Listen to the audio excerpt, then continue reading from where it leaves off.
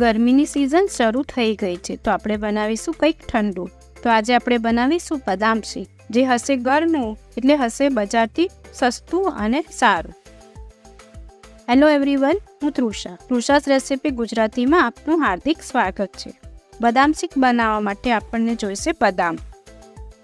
મેં અહીંયા 15 થી 20 નંગ જેવી બદામને એક બાઉલમાં લઈ લીધી છે, જેમાં પાણી નાખીને આપણે તેને પલાળવા માટે મૂકીશું એક આખી રાત અથવા 7 થી 8 કલાક માટે. મેં અહીંયા પેકેટવાળું 500 ગ્રામ ફૂલ ફેટ દૂધને લીધેલું છે. તેને આપણે ગરમ કરવા માટે એક પેન લઈ લઈશું. પેન અથવા કઢાઈ તમે જે પણ કંઈક જાડા તળિયાવાળી હોય તે લઈ શકો છો. ગરમીની બપોર હોય ત્યારે એવું થાય કે ક્યાંક કંઈક ઠંડુ ઠંડુ મળી જાય તો મજા આવી જાય. ત્યારે તમે આ રેસીપી ચોક્કસથી ટ્રાય કરજો. આપણે આ દૂધ ડાયરેક્ટ પેકેટનું લીધેલ છે, જેથી તેને આપણે હવે ગરમ કરીશું. ગરમ કરતાં પહેલાં આ દૂધમાંથી 2 થી 3 ચમચા જેટલું ઠંડુ દૂધ એક બોલમાં કાઢી લઈશું. હવે આપણે તેને ગેસ ઓન કરી મીડિયમ ગેસ પર એક ઉભરો આવે ત્યાં સુધી દૂધને ગરમ કરશું.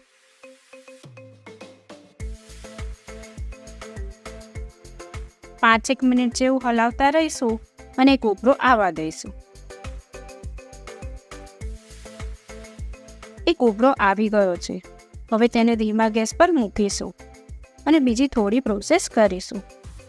મેં રાત્રે જે બદામ પલાળી હતી તે હવે સરસ પલળી ગઈ છે. જો છોતરા પણ આસાનીથી નીકળી જાય છે. તમે ઈચ્છો તો તેને પીલ કરીને પણ લઈ શકો છો, પણ હું અહીંયા છોતરા સાથે જ લઉં છું, કારણ કે છોતરામાં ફાઇબર હોય છે અને તે આપણા શરીર માટે અને સ્વાસ્થ્ય માટે ખૂબ જ ફાયદાકારક છે. અને બદામ પલાળીને લેવાથી તેની તાસીર પણ ઠંડી થઈ જાય છે, જેથી ગરમીમાં પણ વાંધો નથી આવતો. બદામને મિક્સર જારમાં લઈ લીધી છે. હવે થોડી બીજી વસ્તુ ઉમેરીશું, જેનાથી ટેસ્ટ ઉભરીને આવશે.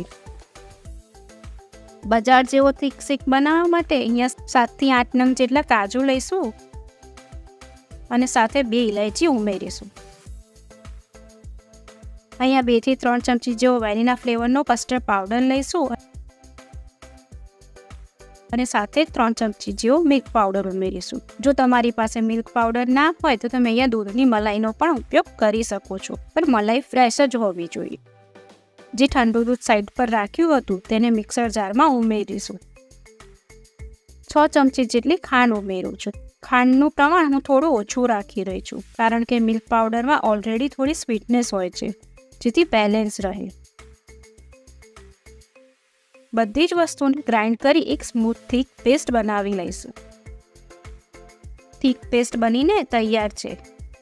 હવે તેને ધીરે ધીરે લમ્સ ના પડે તેવી રીતે ઉકળતા દૂધમાં નાખીશ.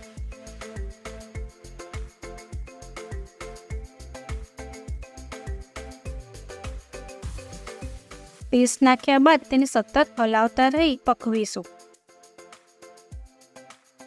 લગભગ 3-4 મિનિટ જેવું થઈ ગયું છે. દૂધ ધીરે ધીરે થીક થવા લાગ્યું છે. આ શેક આપણે ઘરે બનાવીએ છીએ એટલે હાઇજેનિક તો છે જ, પણ સાથે સાથે પૌષ્ટિક પણ છે. અને કોઈ પણ ફૂડ કલર વગર કે એસન્સ વગર બનાવીએ આપણા સ્વાસ્થ્ય માટે ફાયદાકારક છે. તો જ્યારે પણ આપણને કંઈ ઠંડુ પીવાની ઈચ્છા થાય ત્યારે બનાવીને તૈયાર કરી શકીએ છીએ, તે પણ માર્કેટથી ઘણો સસ્તો.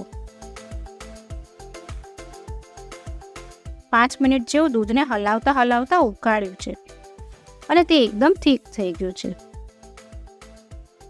હવે તેને રૂમ ટેમ્પરેચર પર આવવા દઈશું.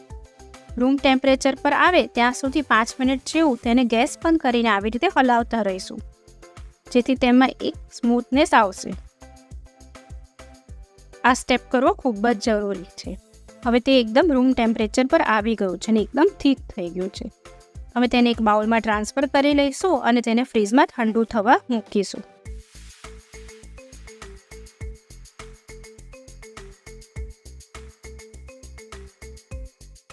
લગભગ 2 કલાક જેવું ફ્રીઝમાં ઠંડુ થઈ જશે.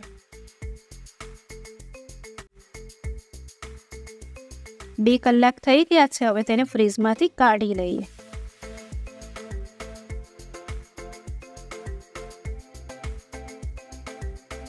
કેવો સરસ થીક શેક બન્યો છે, તમે જોઈ શકો છો ને.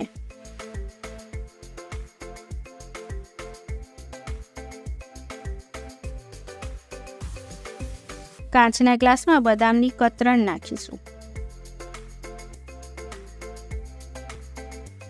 હવે તેની ઉપર બદામ શેક નાખીશું.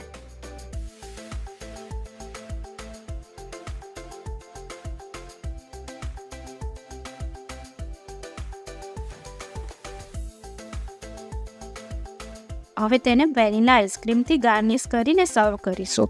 તમે અહીં 2-3 સ્કૂપ આઈસ્ક્રીમ પણ અલગ અલગ ફ્લેવરના ઉમેરી શકો છો.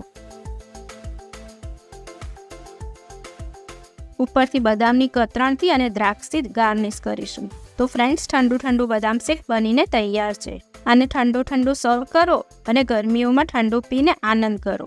જો તમને અમારી રેસીપી ગમી હોય તો અમારી ચેનલને લાઇક કરો, શેર કરો, સબસ્ક્રાઇબ કરવાનું ના ભૂલતા. તમને અમારી રેસીપી કેવી લાગી છે તે તમને કમેન્ટમાંથી જરૂર બતાવશો અને તમે કઈ જગ્યાએથી અમારો વિડીયો જોઈ રહ્યા છો તે પણ અમને જણાવશો. Thank you for watching hour video.